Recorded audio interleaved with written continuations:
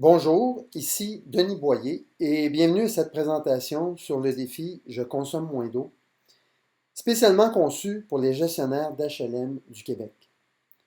Le défi a été réalisé dans 9 HLM regroupés dans 3 OMH, celles de Montréal, Laval et Longueuil, et avait pour but de documenter la diminution de la consommation d'eau des résidents grâce à des campagnes de sensibilisation.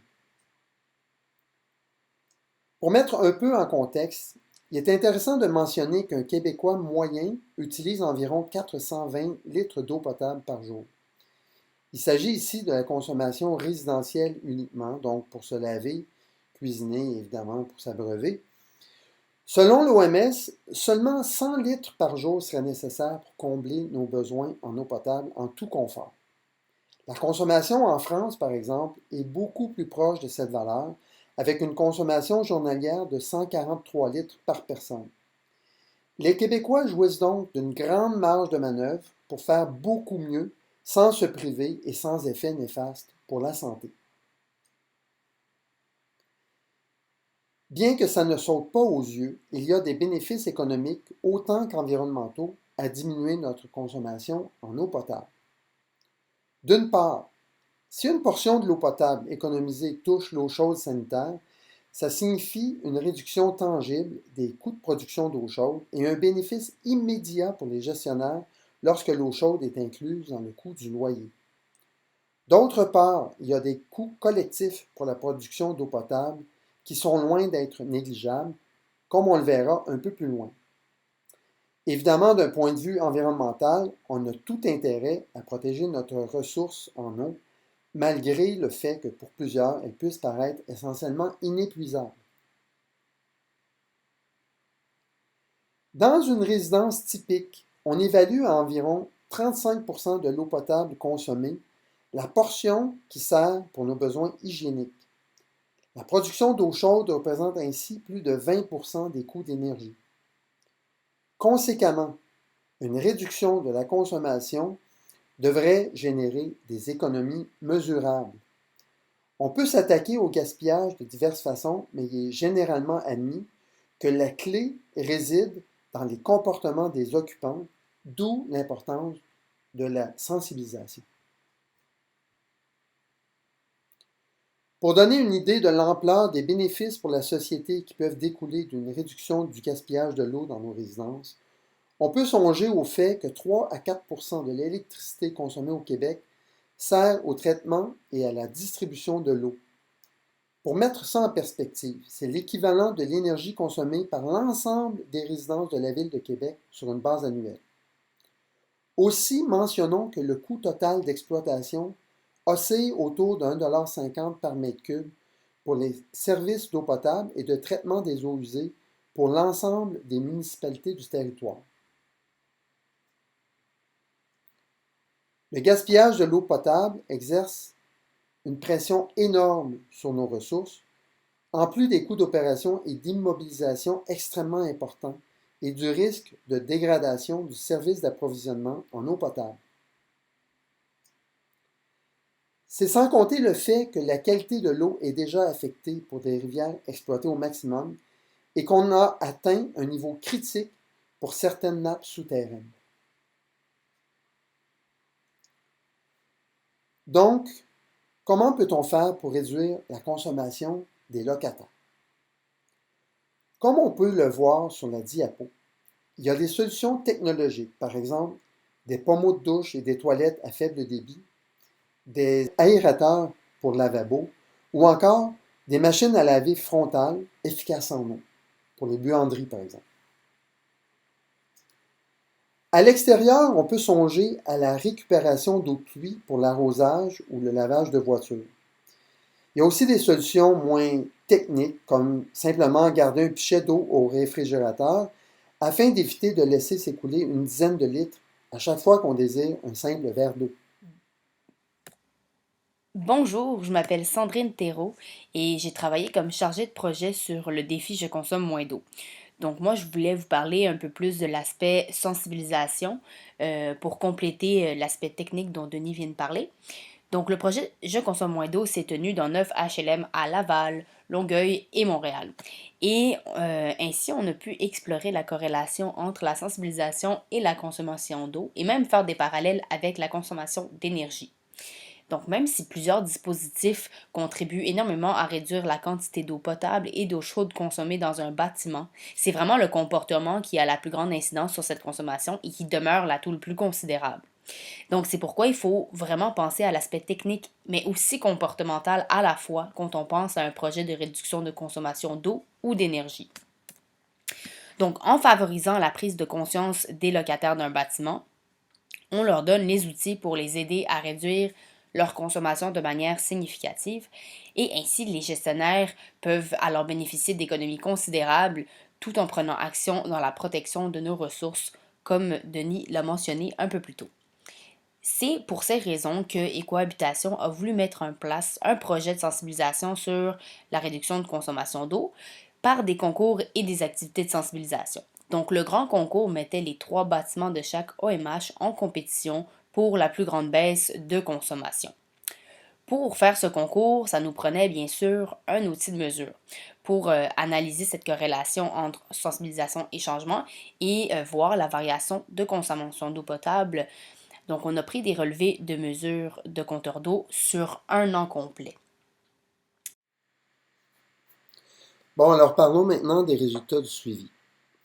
Le graphique qu'on voit montre les résultats de la campagne de mesurage. Chaque couleur représente un bâtiment et chaque ligne horizontale correspond à la consommation moyenne quotidienne d'eau potable par occupant au cours de la période délimitée par les 2 extrémités. La première chose qu'on remarque est une tendance à la baisse de la consommation d'eau potable pour la majorité des bâtiments. On constate aussi que certains bâtiments se démarquent par une consommation très faible, bien en dessous de la moyenne nationale tout au long du projet. On a en particulier aussi un bâtiment qui se distingue par une consommation qui paraît démesurée. Dans les 2 cas, on pourrait s'intéresser à ces bâtiments pour connaître la clé de leur succès dans le premier cas et la cause du problème dans le second. Par exemple, ce bâtiment est peut-être affecté par une fuite qui n'a jamais été détectée. Et c'est justement le genre de choses que le mesurage permet de déceler et d'investiguer afin d'apporter les correctifs qui s'imposent. À noter toutefois qu'il y a un risque que la consommation revienne à son niveau normal quelques semaines après les activités de sensibilisation, d'où l'importance d'un rappel. C'est pour cette raison que les rappels sont extrêmement importants dans ce type de projet de sensibilisation sur une base régulière après les activités. Donc, nos constatations démontrent que la sensibilisation a bien un impact sur la consommation d'eau, mais que la planification stratégique d'outils de rappel est extrêmement importante pour la réussite d'un tel projet. Si on projette la réduction de la consommation sur une période de 2 ans après le début du mesurage, on pourrait s'attendre à une réduction de 15 800 m3 d'eau potable consommée, soit l'équivalent de 6 piscines olympiques, une réduction de 180 MWh liée à la production d'eau chaude. Donc, cette affirmation-là est supportée par le fait que 70% des résidents sondés ont affirmé avoir réduit la durée de leur douche comme mesure de conservation de l'eau potable. Une économie de 16 000 $ pour les gestionnaires et jusqu'à 50 000 $ pour les municipalités. Une réduction de 14,6 tonnes équivalent de CO2, soit les émissions de 3 voitures et demie sur une année complète. Donc, l'objectif de ce projet était justement de remettre des outils pour planifier un projet de sensibilisation avec succès destiné aux gestionnaires de tous les OMH au Québec afin qu'ils puissent reproduire le projet. Donc, pour retrouver ces outils qui sont accessibles gratuitement sur le site d'Écohabitation, eh bien, vous allez d'abord sur le site et vous allez dans la section Services et certifications, puis la section Logement locatif communautaire et coopératif. En dessous, vous retrouverez donc la page du défi. Lorsque vous cliquez dessus, vous avez toutes sortes d'informations reliées au défi. Et quand vous allez un peu plus bas, vous retrouvez le guide pour les gestionnaires d'OMH. Ici, vous avez le lien Découvrir le guide pour le retrouver. Alors, vous pouvez soit le télécharger dans votre ordinateur ou bien le consulter en ligne. Donc, brièvement, ce guide consiste à un portrait de la consommation d'eau au Québec, puis un volet sensibilisation et un volet technique. Dans le volet sensibilisation, on retrouve toutes sortes de conseils pour bien mener les activités de sensibilisation et reproduire le concours qu'on a fait dans les HLM lors des 2 dernières années. Dans le volet technique, vous allez plutôt retrouver des conseils sur l'installation des compteurs d'eau et des dispositifs pour réduire la consommation d'eau d'un bâtiment. Ensuite, lorsque vous allez toujours sur la page un peu en dessous, vous retrouvez la trousse d'activités.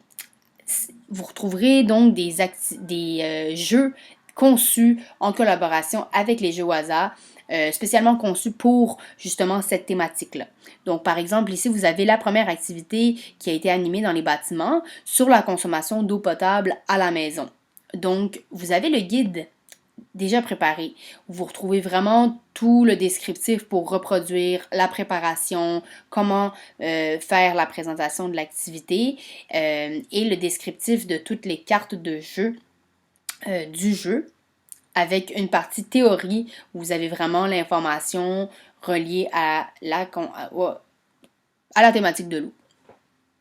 Vous avez aussi en dessous une autre activité, l'activité cyclo cette fois qui porte sur le cycle de l'eau potable domestique. Encore une fois, vous avez un guide et pour toutes les activités, vous avez des cartes de jeu téléchargeables et prêtes à imprimer, prêtes à envoyer à votre imprimeur.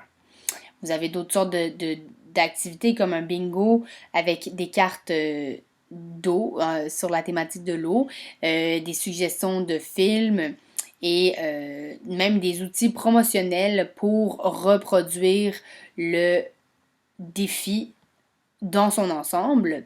Alors vous avez déjà tout prêt, il y a juste quelques informations à rajouter une fois que vous imprimez ces outils.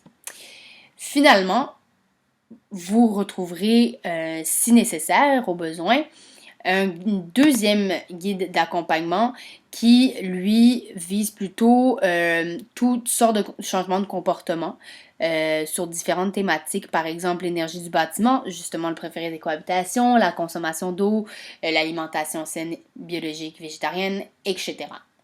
Donc, en espérant ces informations utiles pour vous, si vous voulez nous rejoindre ou nous poser des questions, vous pouvez nous écrire à l'adresse je consomme moins à ecohabitation.com. Alors c'est tout. On vous remercie pour votre attention et à la prochaine.